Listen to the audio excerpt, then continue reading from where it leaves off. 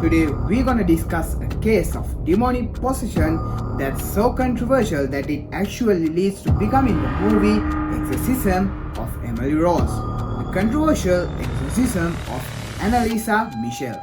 And it's one of the few actual cases of demonic possession that actually went to the court. Alright, so wait. Did they actually summon the demons in the court for the freaking trial? Bro. Born in 1952 in a small town of Kleinburg in Bavaria, Germany, Anneliese Michel was raised as a strict Catholic and was described as very likable and bright. In September 1968, when Anneliese was 16 years old, she experienced her first episode of losing her consciousness, and later that night, she felt as if something was pressing down on her chest and pinning her into the bed. 11 months later, in August 1969, a similar event occurred, and her mother took Anneliese to their family doctor, Dr. Ward, and a neurologist, Dr. Luthi, who examined her and even ran an EEG, a brain scan, but found nothing wrong. They hypothesized that it could possibly be a form of seizure. Over the next 3 years, Anneliese would have 2 more similar episodes and was prescribed 2 medications, an anticonvulsant medication and an anti-seizure medication called Valentin. On both occasions, an EEG would come back normal, with some minor irregular patterns, but nothing that would explain her symptoms. It was in spring 1973 that took a turn for the stranger. Anneliese began to hear knocking sound on her bedroom, sounds her sister heard as well. But even more alarming, Anneliese also reported hearing voices damning her to the hell.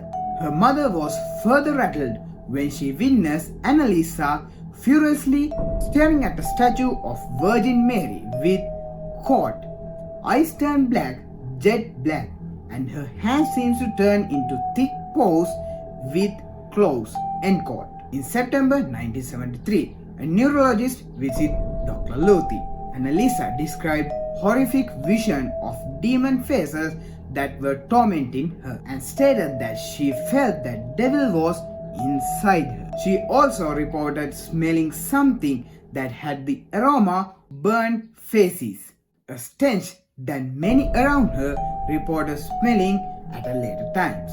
Around this time, Anneliese's mother described this strange occurrence to the Dr. Luthi, who, according to Miss Michel, advised them to consult a Jesuit, a claim that Dr. Luthi would later deny. Whether or not that's true, the family definitely searched for a priest and eventually found a priest named Father Alt. In November 1973, Anneliese met with a psychiatrist who diagnosed her as a neurotic with possibly epilepsy, and another neurologist found that she had, quote, epileptic patterns, and took her off Delitin and put her on Tigretol, a much stronger drug. In July 1975, Anneliese's extremely odd behavior worsened. She barely slept and prayed fervently all night.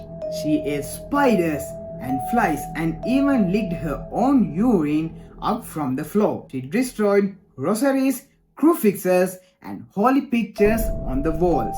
Anneliese also exhibited strength that was caught close to superhuman, throwing her sister caught as if she were a rag doll, effortlessly squeezing an apple with one hand into court. Fragments explode throughout the room. End quote. A priest named Father Rodwig, a man considered an expert on exorcism by his peers, reported that he was convinced that Anneliese was possessed, and after deliberation with the bishop, an exorcism on Anneliese was formally approved. It was to be carried out by a priest named Father Renz. On September 24, 1975, the first exorcism rite was performed by Father Renz, allowed some of the exorcism sessions to be recorded, and 42 audio recordings of the exorcism were made in total. I'm going to play some of those recordings now, and it's really disturbing, so if you don't want to hear it, just skip like 40 seconds of this video starting from now. Heard. Wann bist du überhaupt hier? Ich verspreche das so, dass ich in dem Wald drin bin. Ich trag dir die Rotznase noch so lang, bis es lebt wird. Ist saublöde Weib. Für uns gibt's kein Zurück. Nie! In alle Ewigkeit! Sag mir den Namen. Ich, der Judas und der Nero, der Kain und der Hitler. Fünfstimme. Das ist der sechste. Oh, den haben wir gelogen. Den habt ihr dazu. Yep, that is truly disturbing, right? Anneliese also named Fleischmann as one of her demons and provided accurate detail of a real Fleischmann who was a priest in the 1500s that was kicked out of the church for bad behavior. This detail came as an ice shock to Father Alt, who claims Anneliese would have no way of knowing the Fleischmann. So in BuzzFeed documentary, they discussed this incident with the Father Gray Thomas, a Vatican-approved exorcist, and here's the clip from it. To learn more about demonic possession, we sat down with Father Gary Thomas, a Vatican-approved exorcist, who explained to us different signs of possession. All of these Anneliese had. One would be an aversion to the sacred. So a person walks in this church and can't look at a crucifix, and you only see the whites of their eyes. Another would be knowledge of hidden things, where the demon will begin to tell you things about yourself that the person themselves would have no way of knowing. Another would be possessing a kind of inordinate physical strength that they don't normally possess. Then the last sign is sort of epileptic-like seizures on a person's face and the movement of their arms and legs in a way where they lose. By May, Anneliese became even worse, banging her head against the wall and biting herself and others to the point that her family had to tie her up to prevent her from hurting herself and others. But most dangerously, Anneliese refused to eat. She described it as caught not being permitted to eat. Despite being quite frail, likely weighing under 80 pounds, she exhibited a great strength even people tried to restrain her. By June, Anneliese's entire face was sunk in. She also refused doctor visits even though she had very high fever. On June 30, Anneliese had another exorcism, only saying, "Please absolution." The next morning, her family went to her room and found her dead. Despite seeking medical attention early on, Anneliese refused to submit to medical attention in the end, as she had her family ultimately placed her all faith of recovery to the exorcism. She died of starvation at the age of 23 after 67 exorcisms, weighing only 68 pounds at the time of her death. After her death, Anneliese's parents and two priests were accused of negligent homicides. The case went to trial in 1978. What follows are the two sides of the case. Let's review the possession of the defense. The defense presented eyewitness testimony and formally submitted the recordings as evidence of possession, an idea that the court never seems to take seriously. From non-religious standpoint, the defense argues that Anneliese was permitted to deny medical treatment as her lawful right. For what it's worth, medical treatment might have included tranquilizing her, force-feeding her, and electric shock therapy, quote, all presumably against her will. Family friend Thea recalled in her testimony that in 1976, a few months before Anneliese's death, Anneliese reportedly, quote, begged on her knees for not to suggest medical attention to anybody. Also worth noting, in fact, that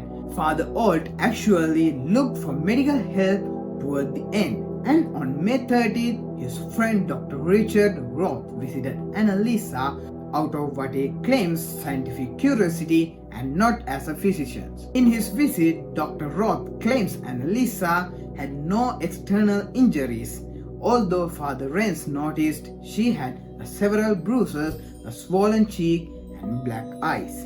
An interesting contradiction. To say least, Dr. Roth also denied saying, quote, there are no injections against the devil, end quote. In spite of all the supposed epileptic attacks, an autopsy revealed Anneliese had a healthy brain with no damage that could have caused epileptic seizure. Quote, not even a microscopic level. Bro. And even more curious, that caused seeming non-consideration of fact such as her pupil being unusually dilated and the absence of ulcer on her body, which are frequently found on victims of starvation. So now let's review the prosecution. The prosecution argued that Anneliese had epilepsy and psychosis and the parents and two priests were liable for failing to act to save her life. The defense tore down the notion of possession. They questioned credibility of Father Alt, with the conclusion from two experts that Father Alt exhibit signs of schizophrenia. The prosecution also argued that the medication given successfully suppressed the epilepsy-like seizures and argued that suppression morphed into, quote, a delusional psychosis associated with epilepsy.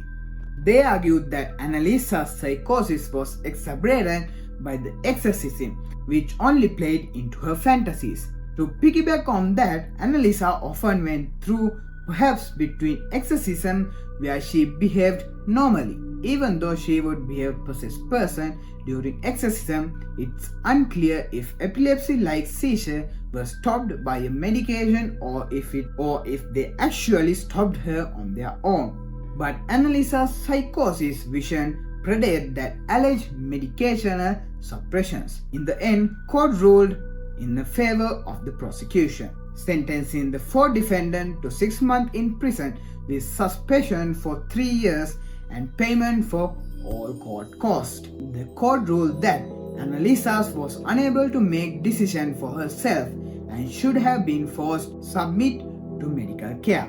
Regardless of court ruling, many have debated what actually led Anneliese's death. Was it a case of mental illness, probably epilepsy, or was a legitimate case of demonic possession?